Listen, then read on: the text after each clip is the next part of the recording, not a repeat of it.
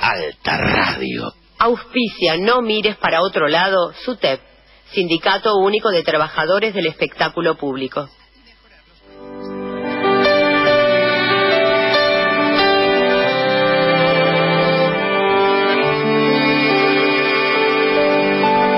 Todo está guardado en la memoria, sueño de la vida y de la historia. La memoria despierta para ir a los pueblos dormidos que no la dejan vivir, libre como el viento. ¿Qué tal? ¿Cómo están? Muy buenas noches. 20 horas, 2 minutos. Radio Rebelde AM740. Lunes, hora, lugar y día en que damos inicio a una nueva emisión de No Mires para Otro Lado, el programa de la Asociación Civil Martín Castellucci. El lunes pasado estuvimos hablando del tema de la violencia institucional. ¿Te acordás? Nos acompañó Eugenia Vázquez, la hermana Andrea Viera, y hoy vamos a tener que hablar nuevamente de este tema, porque no daña insistir en una temática que nos está atravesando como sociedad. Todos los días nuevos casos, y en esta lucha en la cual también nosotros estamos comprometidos contra la violencia institucional, no es un tema que, si bien sí se ha agudizado, se ha retrocedido respecto de los avances que se habían logrado en los últimos años. En estos 3 se ha retrocedido mucho en cuanto a este tema. Hay historias que vienen de muy lejos en este compromiso de lucha contra la violencia institucional. Puntualmente contra el tema de la violencia policial, de la brutalidad policial, de los asesinatos policiales, del gatillo fácil. Vivimos un tiempo complicado porque cuando desde el poder se dan señales positivas para este tema, no todos, pero sí una parte significativa de las fuerzas de seguridad huelen rápidamente sangre y buscan, como los tiburones, el cuerpo del cual emana esa sangre y del cual van a alimentarse, porque muchos parecen que se alimentaran de esta violencia. Ninguna duda que esta violencia, ahora estimulada desde los ámbitos de poder, tiene y está sostenida por un discurso punitivo que se instala desde los medios. Hay poca investigación seria, hay poca información que no sean simplemente consignas en torno al tema de la violencia policial. Por eso me pareció interesante hoy abrir este programa con el cual nuestros invitados de hoy están involucrados. Hoy van a estar con nosotros Raquel y Jorge Huitis, los papás de Mariano Huitis, el pibe de 23 años, el músico, que hace más de 18 años fue asesinado en Bécar por el gatillo fácil de la bonaerense. Y en ello se va a sintetizar esta historia de lucha de tantos años, de los pequeños avances que fuimos sumando, pero también de los retrocesos abruptos como lo que hemos sufrido en los últimos años. Queríamos ponerle a este contexto una información que se divulgó hoy. Puntualmente, si no la leíste, en página 12. Habla de una radiografía social de la violencia policial. Y es interesante porque remite a datos concretos, específicos, mensurables, de una encuesta que realizó el Observatorio de Seguridad del Instituto Gino Germani. El Instituto Gino Germani es un instituto de la Facultad de Ciencias Sociales de la Universidad de Buenos Aires, y realizó esta encuesta a mayores de 15 años, centrándose en habitantes de la ciudad de Buenos Aires y del conurbano, de 24 municipios del conurbano. Cerca de 500 casos, cerca de 450 casos. Y nos encontramos con algunos datos que me parece interesante compartir con vos y que van a ser de alguna manera también marco de lo que vamos a estar charlando en el programa de hoy. De lo que aparece entre los encuestados por el Observatorio de Seguridad del Instituto Gino Germani, nos encontramos que hay algunas cosas que van en contra de lo que te hacen creer y en contra de ese discurso punitivo tan fuertemente instalados en los medios hegemónicos. Porque el 56% de los encuestados afirmó que no está de acuerdo con que se reprima la protesta social. Esto que tanto te convencen, ¿no? De que es así, de que la gente clama para que se reprima esto, que en realidad es un discurso para alimentar a las autoridades que desde el Ministerio de Seguridad alientan a quienes dependen de ellos a que ejecuten estas órdenes. Es una especie de autolegitimación falsa, según esta encuesta. Y además, por ejemplo, en un caso puntual, el 67% dice que no avala que los uniformados retiren a los vendedores ambulantes de la vía pública. Bueno, todo lo contrario de lo que pareciera que sucede cuando vos ves un canal de televisión, cuando ves estos hechos de brutalidad policial, respecto a aquellos tipos que, por ejemplo, trabajan, que tienen puestos en la calle, que son manteros o que son artesanos, y que además de dedicarse a eso, viven dignamente de eso, porque además no estamos viviendo en una etapa de país donde puedas vivir dignamente de muchas otras cuestiones, con el fuerte incremento que hay de la desocupación.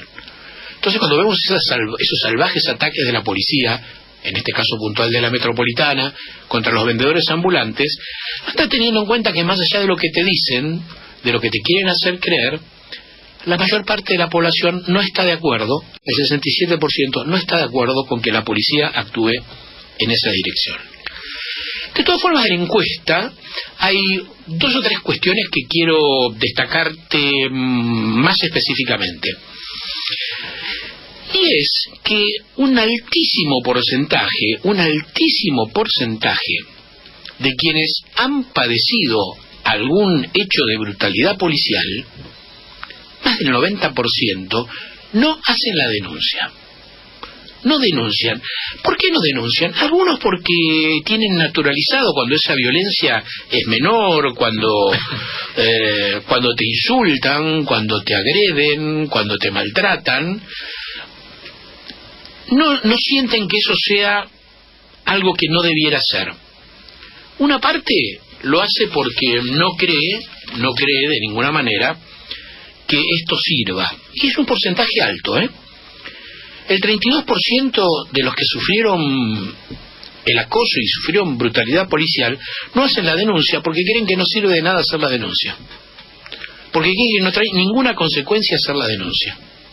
Esto es terrible. Esto es el descreimiento que te genera el propio sistema con la falsedad de que la policía te cuida y el Poder Judicial hace justicia cuando se comete un delito.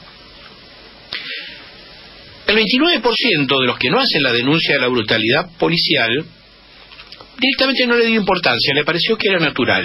Pero un 16% no lo hizo por miedo.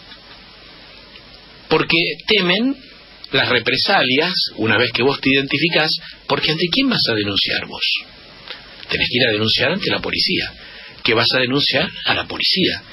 Entonces esto te genera miedo porque vivimos en un sistema en el cual la policía, las fuerzas de seguridad parecieran estar cebadas y autorizadas a que estas cosas sucedan sin ningún tipo de punición.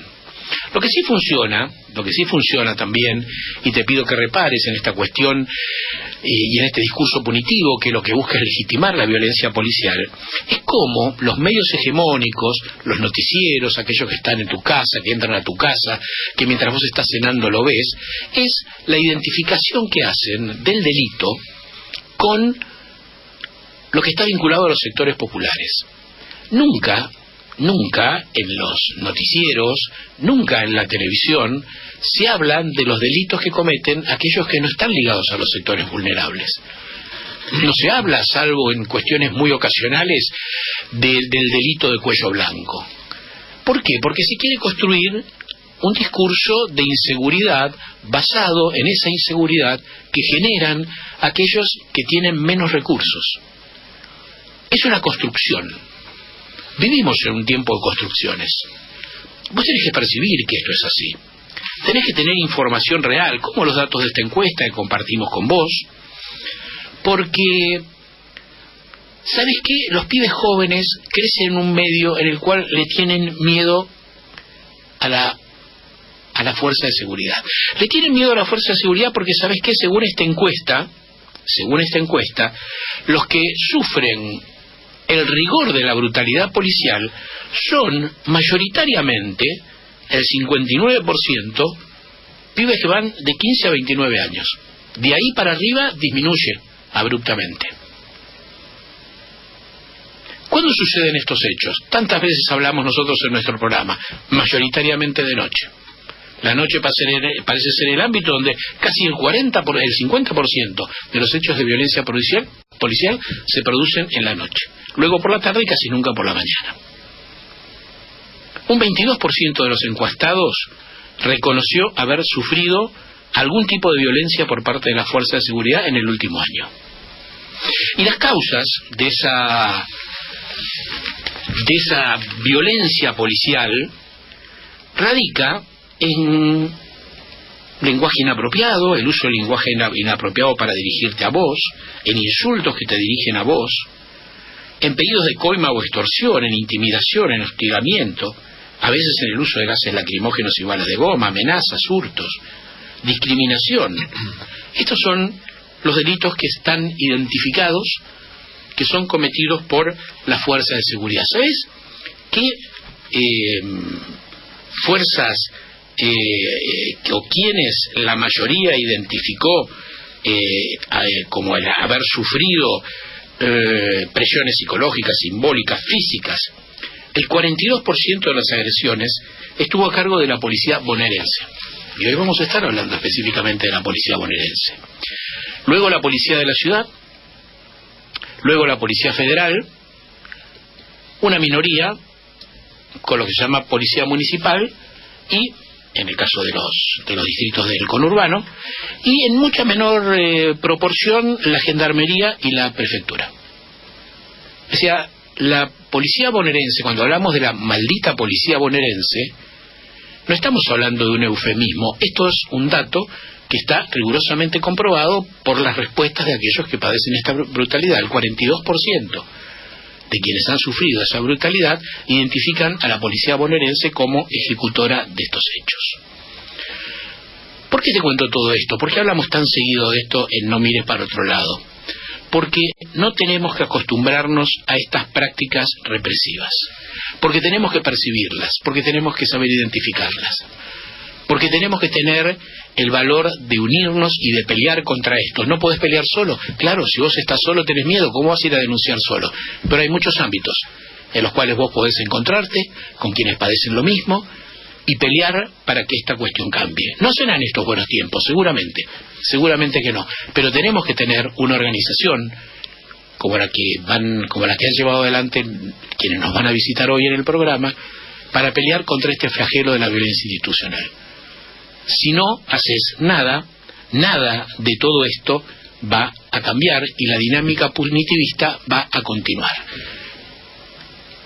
Parte de la solución está en tener información, en poder reflexionar sobre esto, en poder entender qué es lo que están padeciendo los pibes cotidianamente. Brutalidad policial, violencia policial, gatillo fácil. ni un pibe menos. Esa es la consigna que nosotros sostenemos desde No Mires para Otro Lado. Yo soy Oscar Castellucci, esto es No Mires para Otro Lado, el programa de la Asociación Civil Martín Castellucci, que cada lunes hacemos con Oscar Merlo. ¿Qué tal? Buenas noches a todos. Con Ana Herrera. ¿Qué tal? Buenas noches. Y con nuestra operadora, quien nos pone en el aire cada lunes, Natalia Bravo. Y además, mientras esperamos que lleguen nuestros invitados de hoy, vamos a compartir un tema musical que nos habla de esta realidad que vivimos todos los días en nuestra querida República Argentina.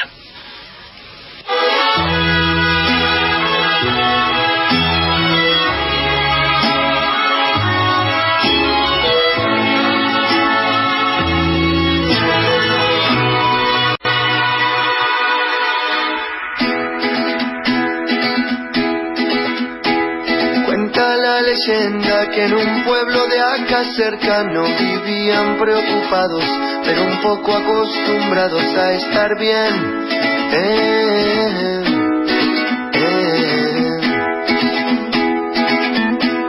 Allá no sobraba nada, pero a nadie le faltaba. Se olvidaron del pasado y de a poco se empezaron a quejar.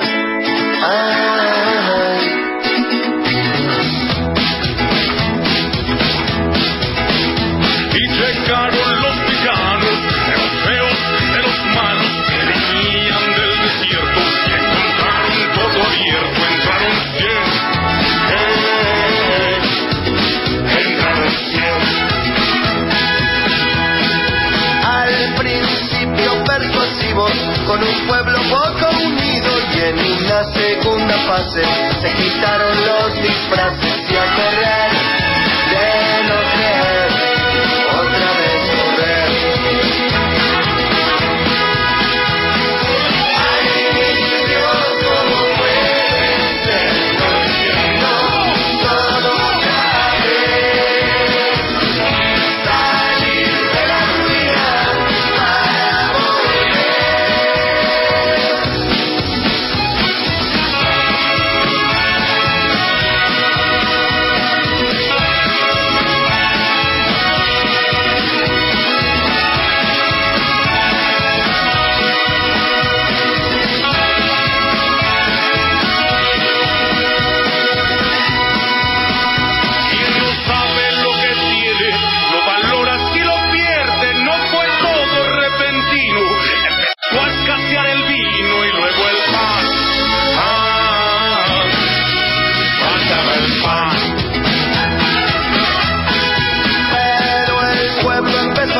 Y de a poco organizarse para echar a los tiranos y volver a ser hermanos sin tenerle miedo a nada.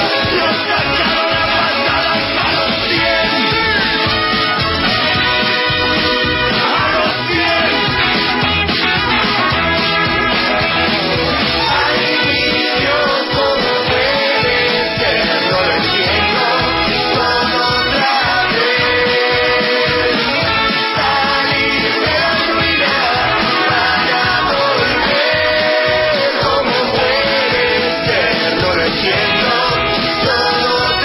vez.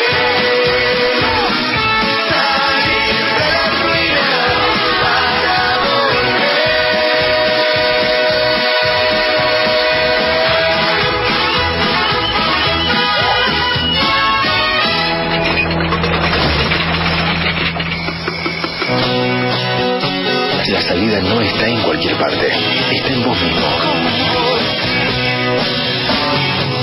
No mires para otro lado, para otro lado. Y ya estamos en el aire de nuevo con No Mires para Otro Lado. El tema que compartíamos hoy se llama Los Villanos, la banda es No Te Va a Gustar. Y claro que habla un poquito de lo que utilizamos para hacer la apertura del programa y lo que vendrá luego cuando lleguen nuestros invitados de hoy, Jorge y Raquel Wittis. Decían de que a un pueblo al principio entraron, los avasallaron, llegó gente rara a ese pueblo, dice al principio persuasivos, con un pueblo poco unido, y en una segunda fase se quitaron los disfraces y a correr, de no querer, otra vez a correr. Estamos corriendo, claro que sí, estamos corriendo, porque quien no sabe lo que tiene, no valora lo que pierde.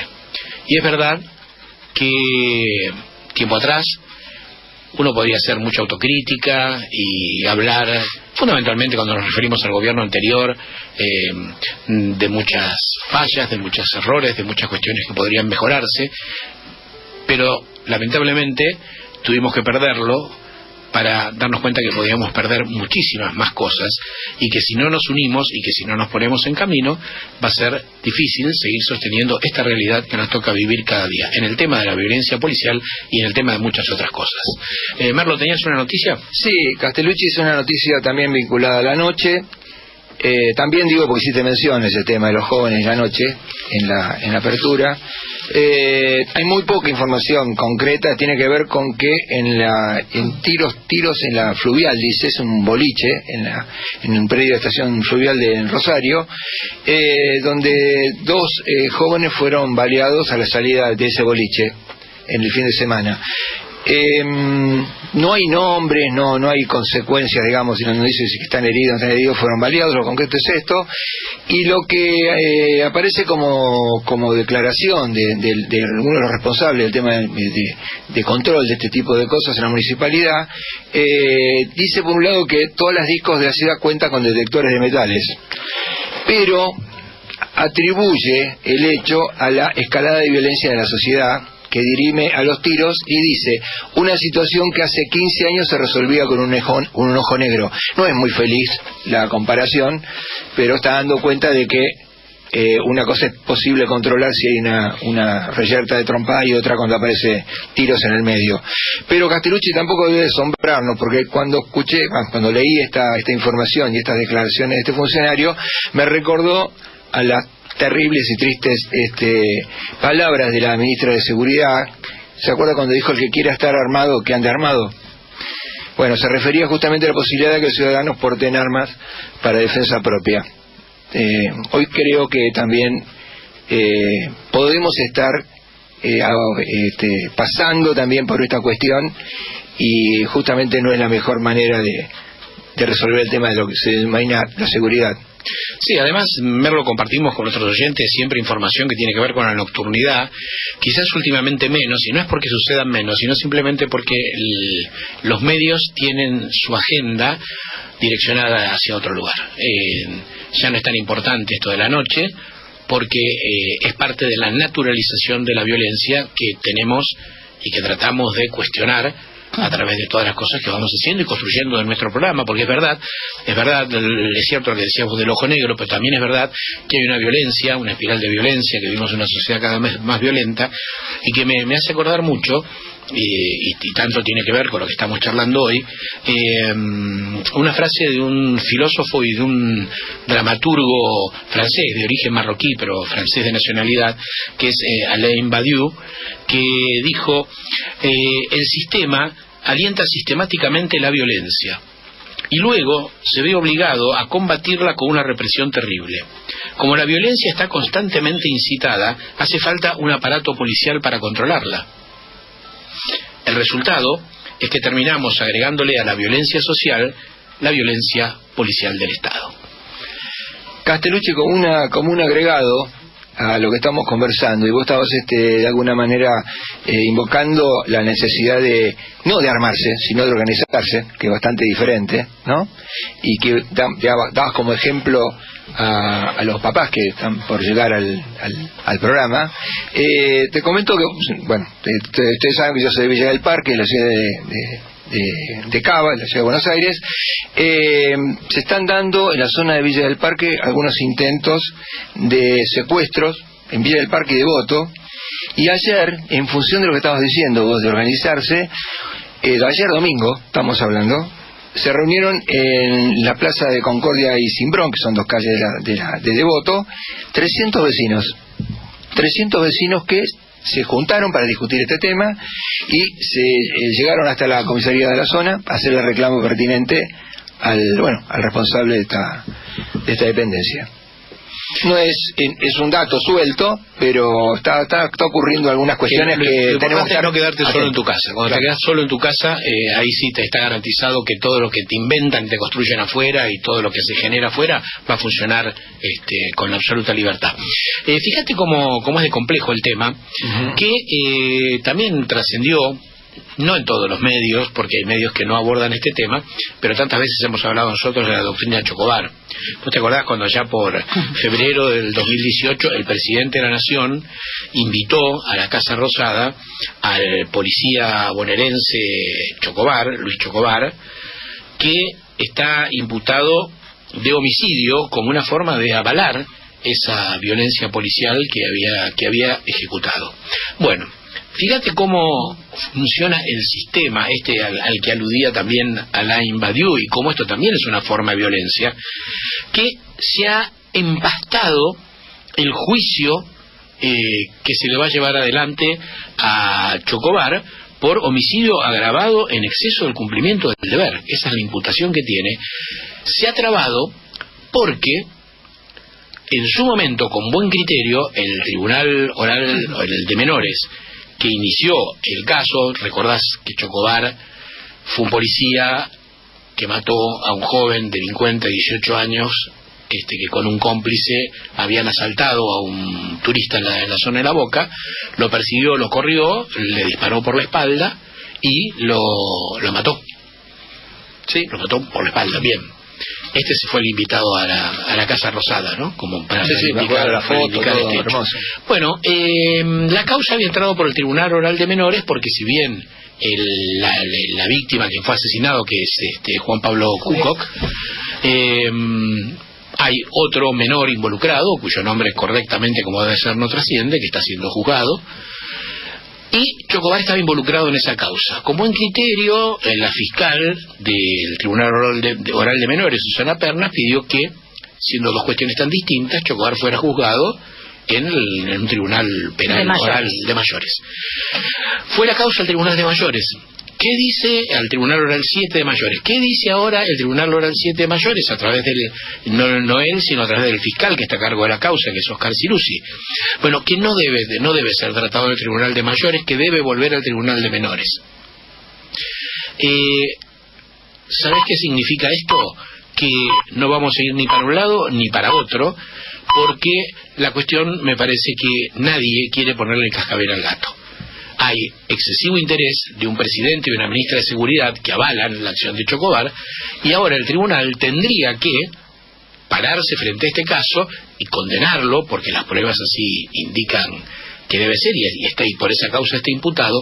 Pero me parece que lo que sucede en realidad es que nadie se atreve a hacerlo, y en tomá la voz, dámela a mí, Chocobar va a seguir libre, por supuesto, esperando que alguna vez alguien la condene. No sea que algún día cambien los tiempos.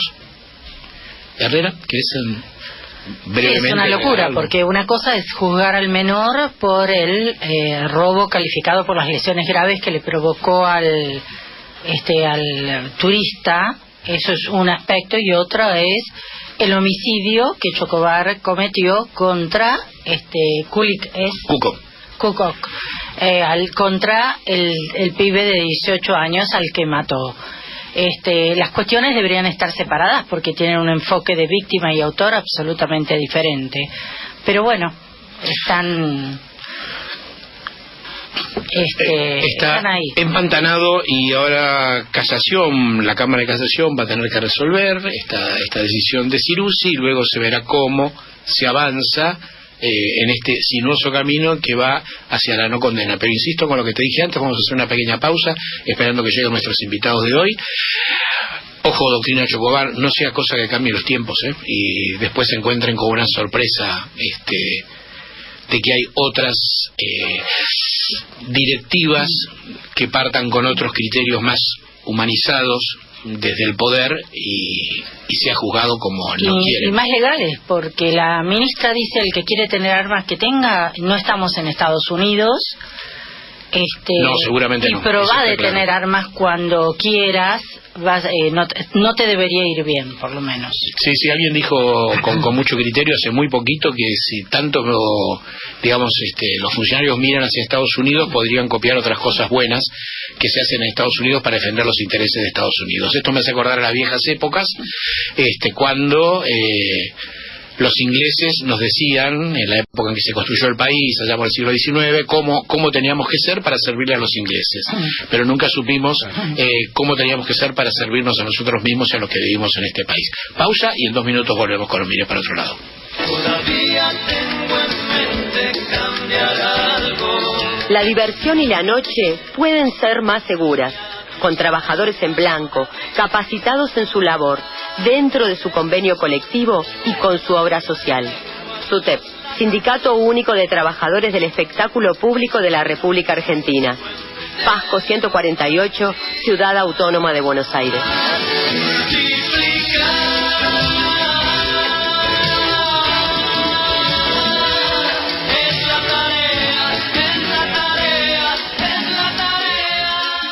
AM 740. Radio Rebelde. Alta Radio. Mi nombre es Belén. Estuve mucho tiempo con dudas, pero vencí el miedo y me acerqué a las abuelas de Plaza de Mayo. Gracias a ellas, hoy conozco mi verdadera identidad y a mi familia biológica.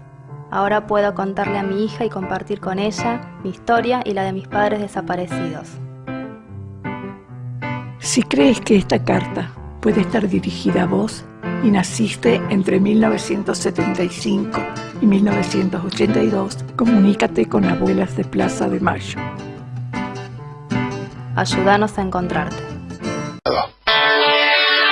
No seas cómplice de la impunidad. No mires para otro lado. No mires para otro lado.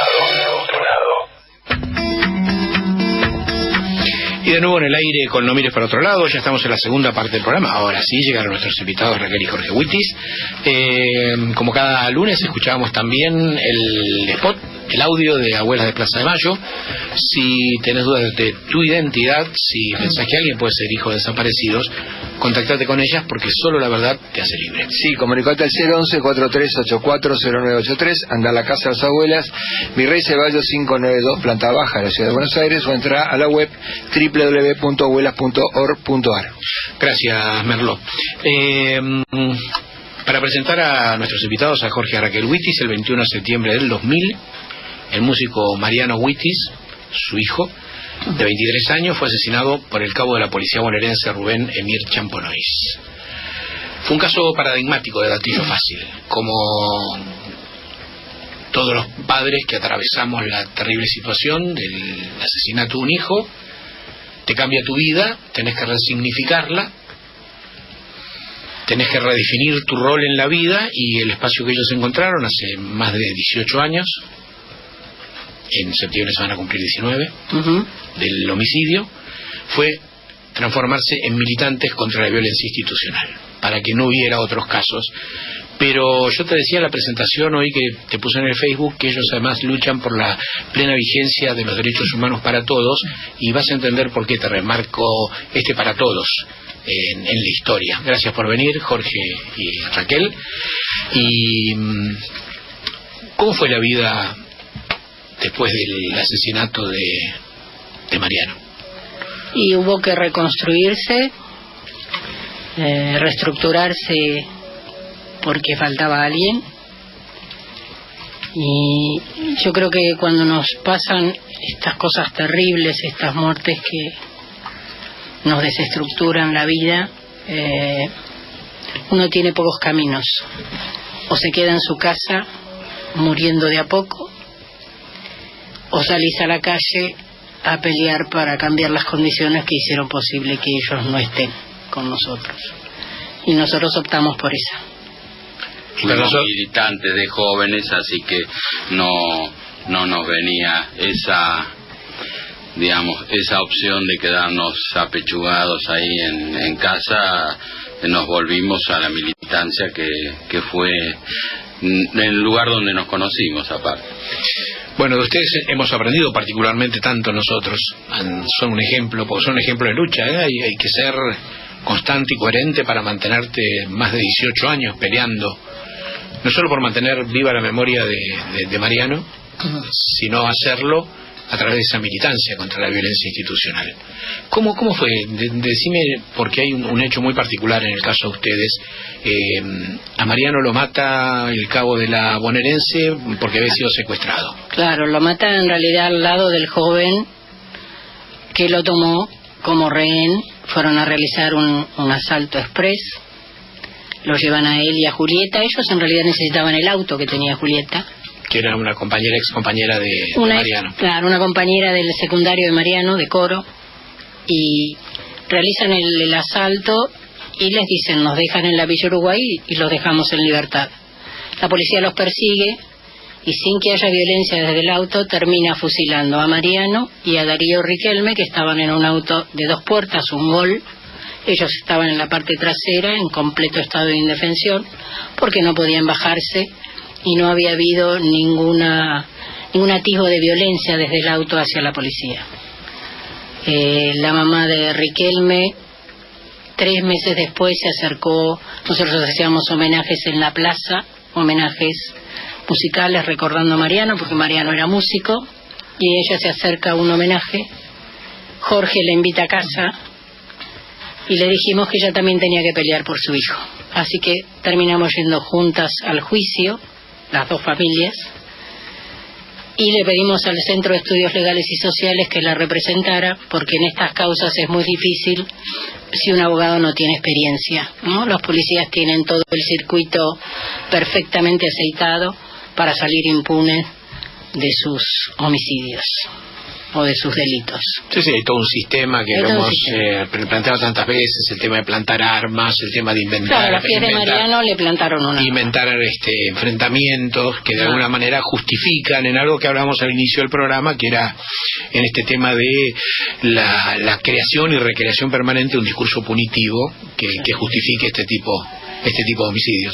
Sí, en realidad es para avalar conductas violatorias de derechos.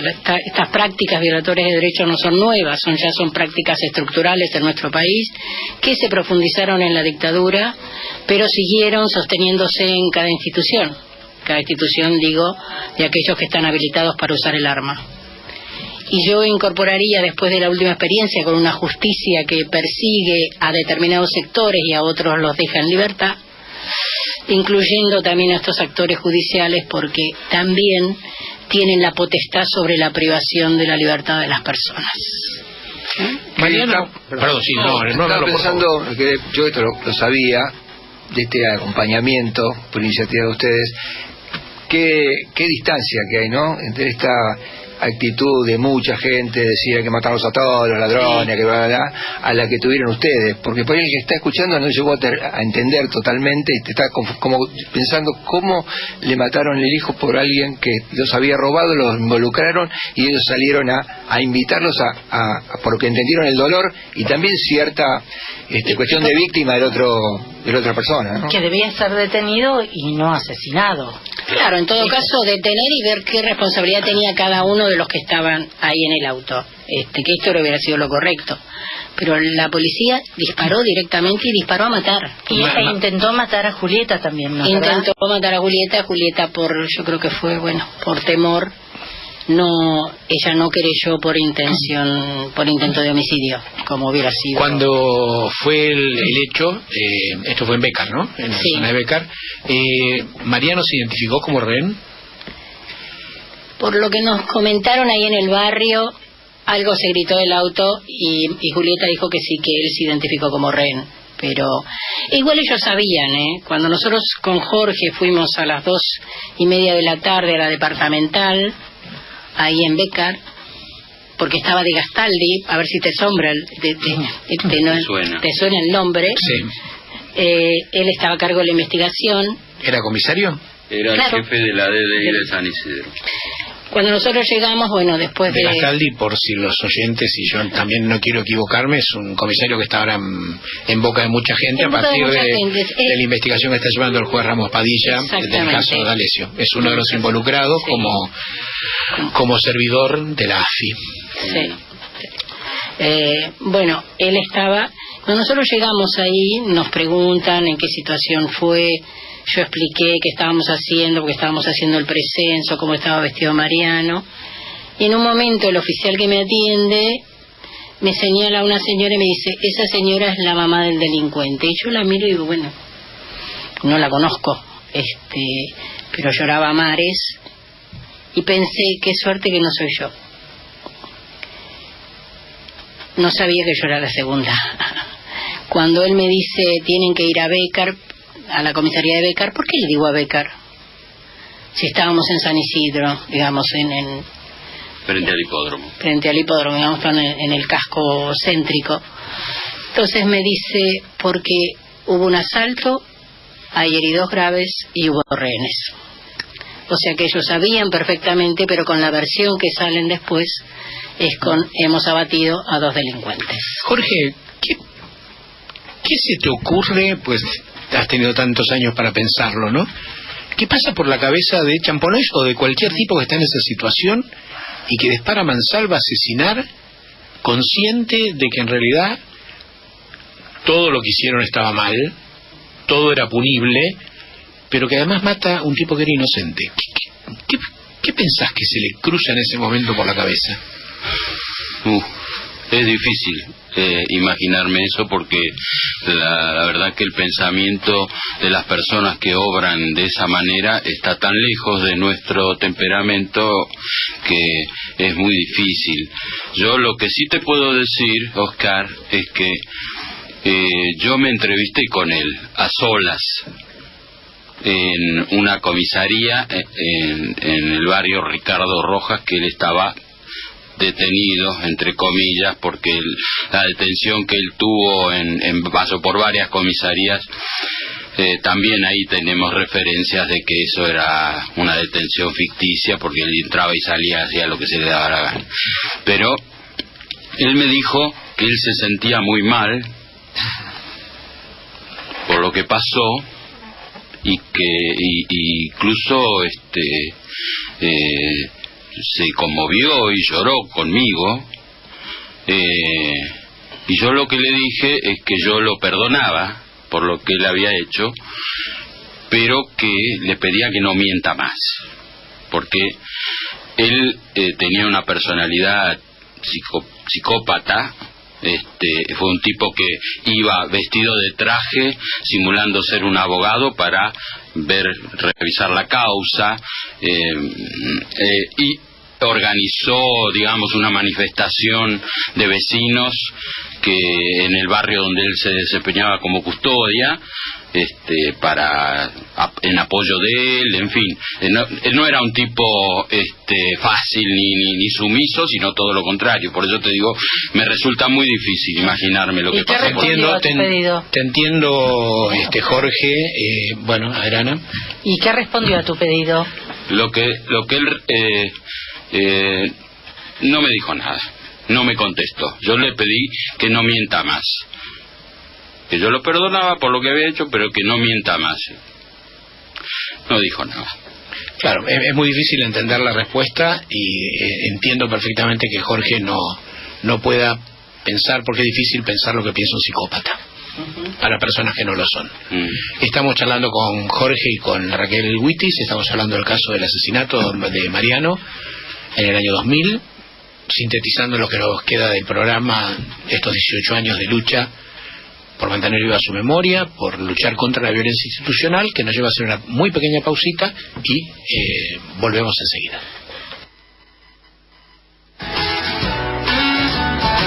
Amera es la mutual de los trabajadores del espectáculo. Afiliarse es beneficiarse.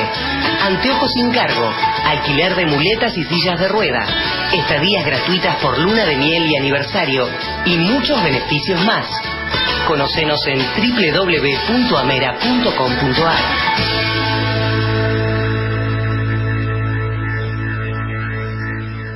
Que vulneren tus derechos es violencia. Abre bien tus ojos.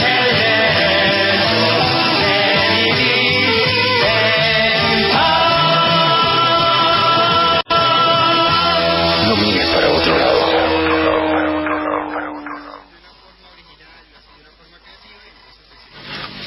Y seguimos, estamos de nuevo en el aire con No mires para otro lado. Entramos en el último bloque, estamos charlando con Raquel y con Jorge Huitis. Hablábamos en la pausa, que fue muy cortita, de la personalidad, de la singular personalidad del asesino de Mariano, y me contaban algunas cosas que verdaderamente eran sorprendentes y que hacían previsible. No me olvido, hablando de aquella época, que un gobernador de la provincia de Buenos Aires, que fue Carlos Rucau, había asumido poco tiempo antes, y una de sus consignas había sido el tema de meter bala. Meter bala. Champonoy metió bala y tenía antecedentes de haber metido bala y siguió metiendo bala. Champonoy es la respuesta a eso, porque ya había matado a alguien a los 20 años. Él tenía en realidad 27 cuando lo mata a Mariano y a Darío. A la semana pasa el caso de Levicas, no sé si te acordás, en Telecom, que matan a Levicas y a otro, a Fernández Gache, el compañero que estaban con la moto. Una persecución. Le disparan en la pierna así muy cerca y pierde la pierna, y él participó en el caso de Levicas, y yo me entero cuando voy al juicio de Levicas, que fue antes que el nuestro, que él había estado en ese momento, digamos, en ese procedimiento. 3 meses después mata a un joven, Emanuel Monti, de un disparo de escopetazo a 70 centímetros. Y ellos saben que eso es terrible, porque a esa distancia una escopeta destroza directamente. Champonoy nunca se arrepintió de lo que hizo. Recién cuando se impone la pena, digamos, cuando se da que hay un homicidio con dolo por los dos, por Mariano y por Darío Riquelme, porque todos seguimos apelando, y la Corte define eso, digamos, Casación define que es homicidio con dolo, y la Corte pide imposición de pena por los 2 homicidios. Champonoy recién ahí pide perdón, pero en realidad uno se da cuenta que eso lo hizo simplemente para beneficio propio. De ocasión. De ocasión. Bueno, como todo psicópata. Sí. Exactamente. ¿Cuál fue la condena? La condena, después de 14 años, esta causa tuvo muchos escándalos, llegó hasta la Corte Suprema de Nación, y fue a 15 años por los 2 homicidios, por el de Mariano y el de Darío, porque en el primer juicio solo se había condenado por el homicidio de Mariano. Ustedes también apelaron. Sí, todos apelamos a Casación. Pasamos 2 veces por Casación, por Corte Suprema. Por la Corte de Provincia también. Sí, primero por la de Provincia y después por la Corte Suprema, que fue la definitiva. Así que le encomendamos a todos los que tienen que enfrentar una causa como esta, que se preparen, que se carguen las pilas, porque realmente nosotros tuvimos mucho acompañamiento, mucha ayuda de la prensa, de los vecinos, de los amigos, de los pares como ustedes, y a pesar de eso, que 14 años después recién dejamos de apelar, porque consideramos que 15 años era una pena digna, pero en realidad nosotros desde el principio pedimos 20 años y no pedimos 25, porque si un genocida es condenado a 25 no podemos pedir por un doble homicidio la misma pena que un genocida.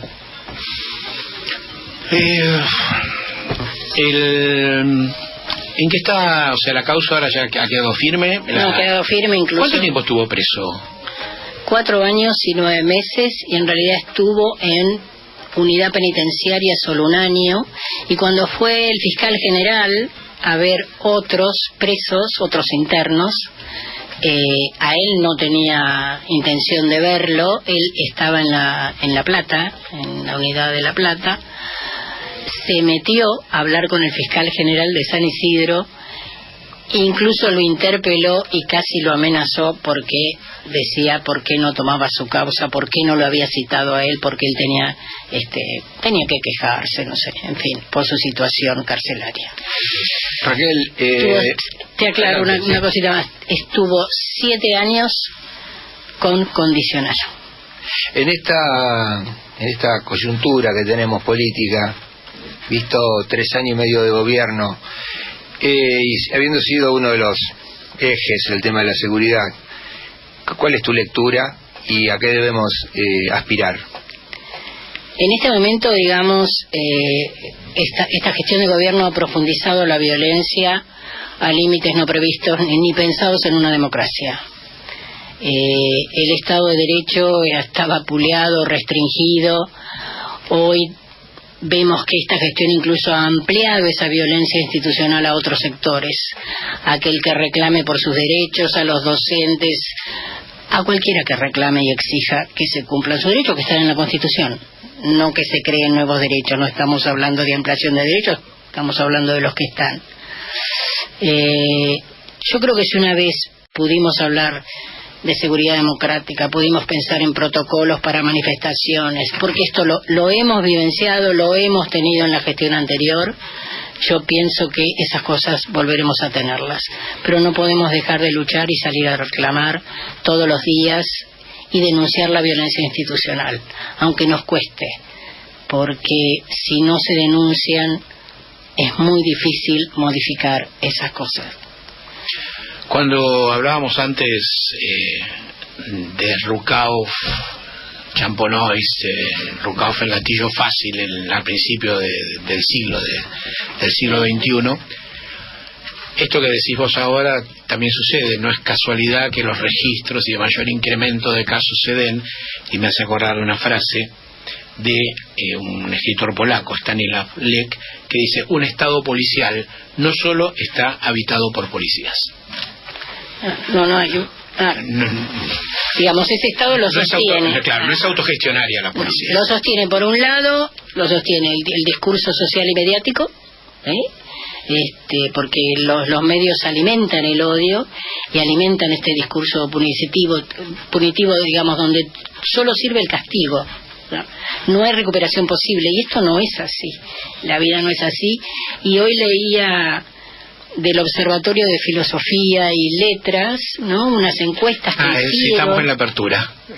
Está muy interesante porque, digamos, sí, la mayoría de la gente está en desacuerdo con que se persiga a las personas que se manifiestan o que peticionan, pero el discurso que vos escuchás en los medios no es ese. Claro, bueno, esto es lo que te quieren hacer creer, que todos piensan esto, pero en realidad todos no piensan eso, y el que está al lado tuyo piensa de otra manera. Sí, lo paradójico es que reclaman que haya estudios que sean no políticos, entre comillas, que sean científicos, hechos por profesionales. Cuando surge un estudio hecho por profesionales, no lo toman, siguen con el discurso punitivo. Y porque no les sirve, digamos, a ellos les sirve el castigo, el no te metas, el quedate en el molde, porque, digamos, para implementar las políticas económicas que quieren, lo que les sirve es el silencio y el disciplinado, digamos.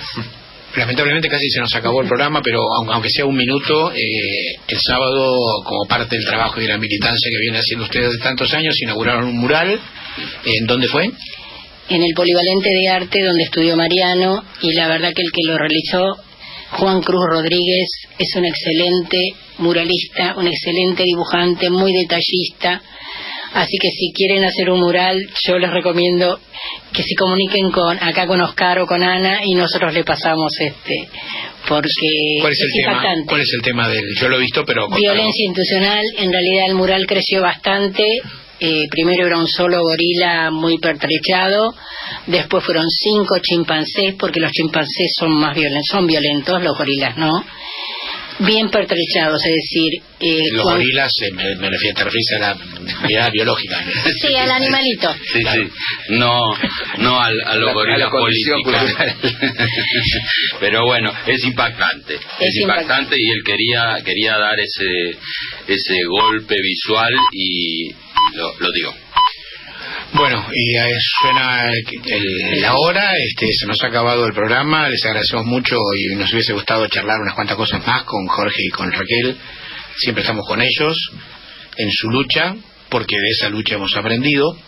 Y para el cierre del programa, lo único que te quiero decir, además de que te esperamos el lunes que viene en nuestra emisión de No Mires para Otro Lado, que cuando atravesas una situación de estas, como la que les ha tocado vivir a los Huitis, como nos ha tocado a nosotros, decía Raquel, tienes dos posibilidades: te quedas tirado en tu cama esperando que llegue la muerte, o te pones de pie y caminás hacia donde fuere hasta que encontrás un sentido a tu caminar, y te juntás con otros y militás y te comprometés en transformar la realidad, porque en realidad o haces esto, y con esta propuesta queremos terminar el programa, o si vos decidís no hacer esto, sobre todo vos que pensás que esto a vos no te va a tocar nunca, escuchá este tema de Serrat, Tocar Madera se llama.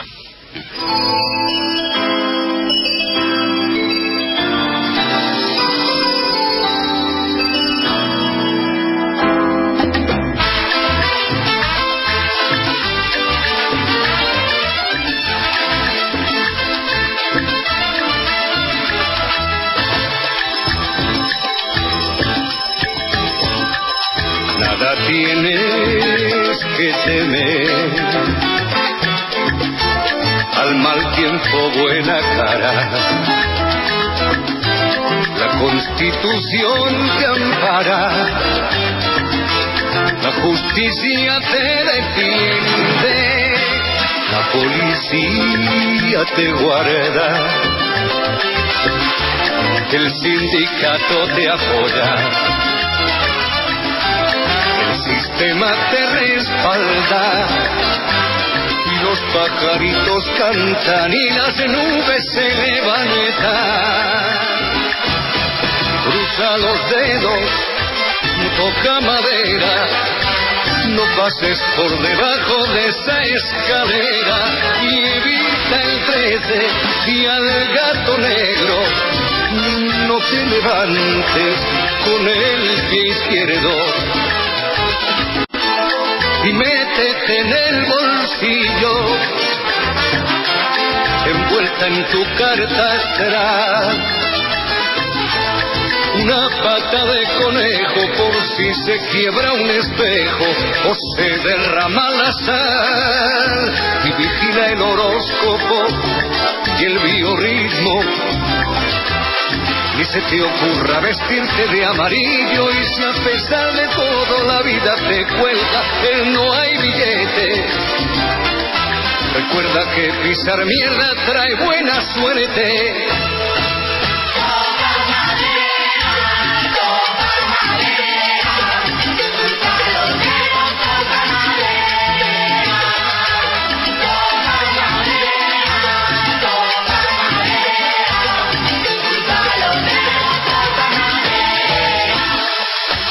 Nada tienes que temer, arriba los corazones,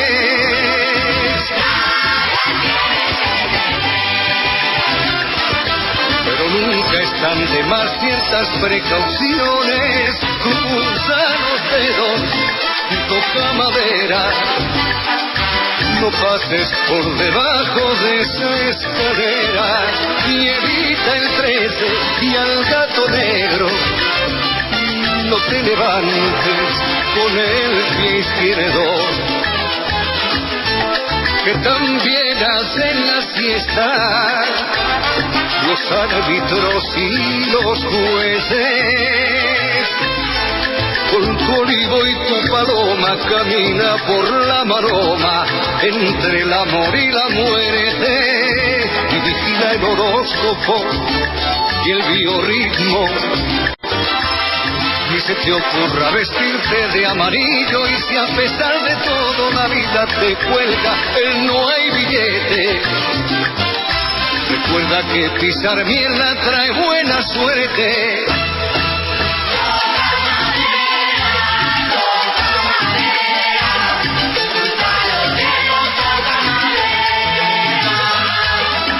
Ajústate los machos, respira hondo, traga saliva, toma carrera y abre la puerta, sal a la calle, cruza los dedos, toca madera.